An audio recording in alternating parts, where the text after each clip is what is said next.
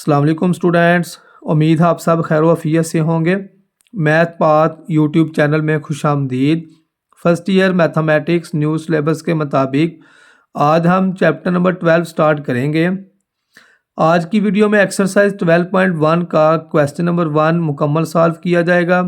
Question number 1 students important है short question के लिए। अब इसकी स्टेटमेंट है क्वेश्चन नंबर 1 की, find limit of following sequence if exist an is equal to 2n plus 3 over an plus 1। अब question number 1 में जो फार्मूला यूज़ करेंगे तमाम क्वेश्चंस में वो ये है, limit n approaches to infinity an। अगर क्वेश्चन में an दिया होगा तो an लिख लेंगे, bn दिया होगा तो bn लिख लेंगे। मतलब कि जो भी सीक्वेंस दिया होगा, जो भी सीक्वेंस को नाम दिया होगा वो हम लिख लिया करेंगे। अब इसमें देखें हमें क्वेश्चन में an सीक्वेंस दिया हुआ है जो कि इक्वल है 2n plus 3 over n plus 1 के। हमने इसकी लिमिट फाइंड करनी है, इसको सॉल्व करना है। तो चलते हैं जी क्वेश्चन के सोल्यूशन की तरफ। लिखें जी इधर limit n approaches to infinity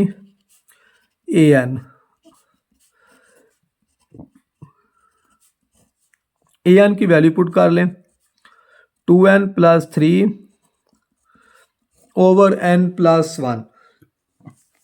अब इसको सॉल्व कैसे करेंगे? इन तमाम क्वेश्चंस का करीबन एक ही मेथड है, एक ही मेथड से जो चारों पार्ट क्वेश्चन नंबर 1 के सॉल्व होंगे। अब इसमें देखें ऊपर भी n की हाईएस्ट पावर 1 है, नीचे भी n की हाईएस्ट पावर 1 है। तो इसमें लिखना होगा आपको dividing by numerator and denominator, dividing numerator and denominator. किससे हम न्यूमिनेटर और डिनोमिनेटर को डिवाइड करेंगे? बाय n से। लेकिन n से हम न्यूमिनेटर को भी डिवाइड कर लेते हैं और डिनोमिनेटर को भी डिवाइड कर लेते हैं। तो ये आएगा हमारे पास limit n infinity an is equal to, right side में करें जी डिवाइड, 2n प्लस 3 को भी n पे डिवाइड करेंगे तो अलग अलग डिवाइड कर लेते हैं। 2n over n plus 3 over n over n over n plus 1 over n।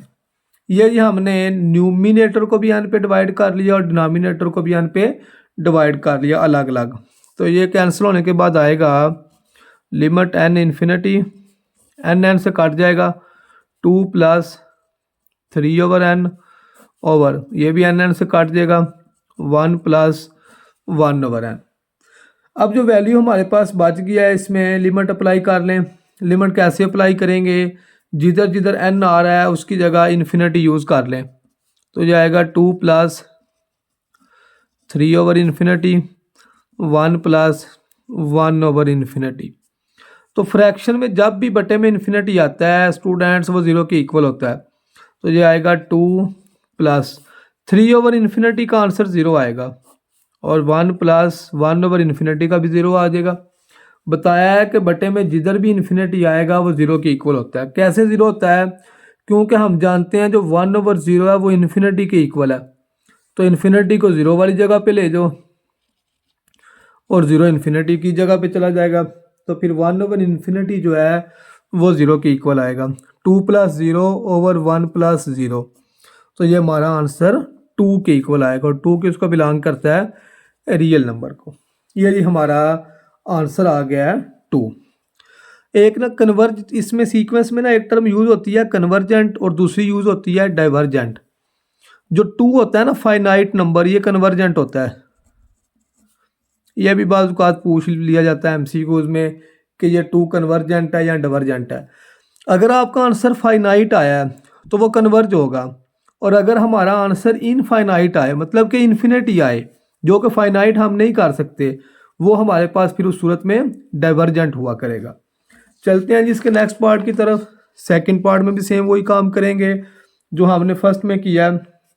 लिखते हैं जिसमें भी limit n approaches to infinity bn, limit n infinity bn की वैल्यू आएगी 2n plus 3 dividing by n square plus 1। अब इसमें भी जी हमने न्यूमिनेटर और डिनोमिनेटर को डिवाइड करना है, तो लिखते हैं डिवाइडिंग बाय न्यूमिनेटर, एन का मतलब है न्यूमिनेटर एंड और डी का मतलब होगा डिनोमिनेटर बाय एन स्क्वेयर। मतलब कि हमने देखना है कि जो हाईएस्ट पावर आ रही है और चेक कर लेना है कि डिनोमिनेटर में जो मेन हाईएस्ट पावर होगी। अब इसमें देखें डिनोमिनेटर में एन स्क्वेयर आ रहा था हाईएस्ट पावर, तो उससे हमने सारी इक्वेशन को डिवाइड कर लिया। देखना डिनोमिनेटर की पावर को है, ये बार बार बता रहा हूँ। तो क्या करते हैं जी, न्यूमिनेटर और डिनोमिनेटर को एन स्क्वेयर पे डिवाइड कर लें। 2n को भी एन स्क्वेयर पे डिवाइड करें, 3 को भी डिवाइड करें ओवर एन स्क्वेयर को भी डिवाइड करें और प्लस 1 ओवर एन स्क्वेयर आ जाएगा जी। कटिंग करने के बाद हमारे पास आएगा जी एन इन्फिनिटी, एन एक एन से cancel, 2 over N plus 3 over N square N square से काट जाएगा। ये आ गया जी हमारे पास। अब जिधर जिधर एन आ रहा है उसकी जगह इन्फिनिटी पुट कर लेते हैं जी। एन की जगह यूज़ करें infinity, 2 over infinity, 3 over infinity, 1 plus 1 over infinity. Infinity का स्क्वायर लें, इन्फिनिटी का क्यूब लिख लें, ये आंसर इन्फिनिटी ही आएगा। तो 2 ओवर इन्फिनिटी का आंसर क्या आ जाएगा जी 0 और 3 ओवर इन्फिनिटी का आंसर भी 0 आएगा। Dividing by 1 plus 1 over infinity का भी आंसर 0। तो 0 ओवर 1, तो 0 ओवर 1 हमारा 0 के इक्वल आ गया है। ये भी फाइनाइट है और ये इसको भी हम कन्वर्जेंट कहेंगे। चलते हैं जी नेक्स्ट पार्ट की तरफ। क्वेश्चन नंबर 1 का थर्ड वाला पार्ट जो कि इम्पॉर्टेंट है शॉर्ट क्वेश्चन के लिए। 5n square dividing by 2n plus 3। अब जी इसमें क्या करना है, पहले तो यूज़ करें formula limit n infinity cn की वैल्यू पुट कर लें इसमें। cn की वैल्यू है जी 5n square over 2n plus 3। अब इसमें जो बात है ना कि ऊपर नीचे जो n की हाईएस्ट पावर होती है उससे डिवाइड किया जाता है, वो इस क्वेश्चन में बात अप्लाई नहीं होती। अब इसमें तो हम n से मल्टीप्लाई न्यूमिनेटर और डिनोमिनेटर को n से डिवाइड करेंगे। तो फिर ये बात जो सही है वो ये है कि जो डिनोमिनेटर में नीचे वाली में देखना ये डिनोमिनेटर होता है। हमने देखना है कि डिनोमिनेटर में जो हाईएस्ट पावर आ रही है उससे हमने न्यूमिनेटर को भी डिवाइड करना है और डिनोमिनेटर को भी डिवाइड करना है। तो इधर बात लिखते हैं dividing by numerator and denominator by n से डिवाइड करेंगे, क्योंकि डिनोमिनेटर में जो हाईएस्ट पावर आ रही है वो n है। तो ये आएगा limit n infinity 5n square over n, 2n over n, 3 over n। n एक n से काट जाएगा, 5n ओवर हमारे पास आएगा ये n से भी काट जाएगा। तो ये आएगा हमारे पास 2 प्लस 3 ओवर n। अब जिसमें लिमिट यूज़ कर लें, जिधर जिधर n आ रहा है उसकी जगह हम इन्फिनिटी यूज़ कर लेते हैं। तो ये आएगा जी हमारे पास 5 infinity over 2 plus 3 over infinity. तो infinity over 2 plus 0, infinity over 2। Infinity को किसी चीज़ से मल्टीप्लाई करें, किसी चीज़ पे डिवाइड करें, प्लस करें, माइनस करें, आंसर हमारे पास इन्फिनिटी ही आएगा। तो ये जी हमारे पास आंसर इन्फिनिटी आ गया। और जो इन्फिनिटी होता है वो रियल नंबर को बिलोंग नहीं करता। जो इन्फिनिटी है वो हमारे पास रियल नंबर को बिलोंग नहीं करेगा।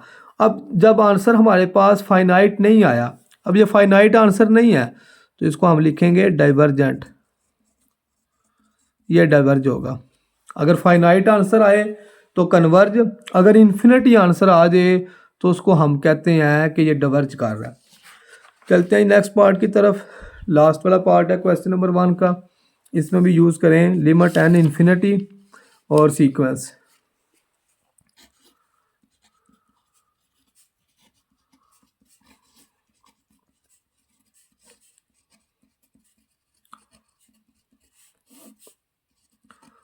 लेकिन इसमें जो डिनोमिनेटर में हाईएस्ट पावर आ रही है, इससे न्यूमिनेटर और डिनोमिनेटर को डिवाइड कर लेते हैं। तो एन स्केयर हाईएस्ट पावर है, तो इधर मैं डायरेक्ट ही लिख देता हूँ, न्यूमिनेटर को भी एन स्केयर पे डिवाइड करें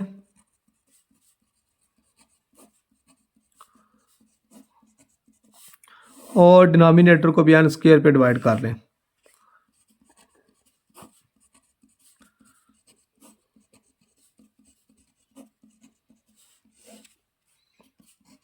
कट कर लें जी, इसमें जो एन होते हैं कैंसिल, ये एन स्केयर से कट जाएगा, तो हमारे पास आएगा 1 माइनस ये कैसे काट जाएगा 3/n plus 1/n square over ये एन स्केयर से काट जाएगा, एन एक एन से कटेगा, ये बच गया जी हमारे पास। अब जिधर जिधर एन है उसकी जगह लिमिट यूज़ कर लें, इन्फिनिटी यूज़ कर लें, 1 माइनस 3/इन्फिनिटी 1/इन्फिनिटी।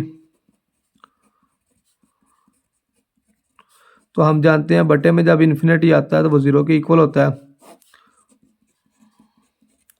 तो आंसर हमारे पास 1/2 आएगा। और 1/2 किसको बिलोंग करता है, रियल नंबर को। तो ये हमारे पास क्या होगा, कन्वर्जेंट। जब हमारे पास फाइनाइट आंसर आएगा तो उसको कन्वर्ज लिखते हैं। ये जी क्वेश्चन नंबर 1 हमने कंप्लीट कर लिया है। उम्मीद है सब बच्चों को क्वेश्चन नंबर 1 में जो कन्वर्जेंट डिवर्जेंट बताया है इस कंसेप्ट की अच्छे से समझ आ गई होगी। वीडियो अगर अच्छी लगी है तो स्टूडेंट्स चैनल को लाइक और सब्सक्राइब ज़रूर कीजिएगा। अल्लाह हाफिज़।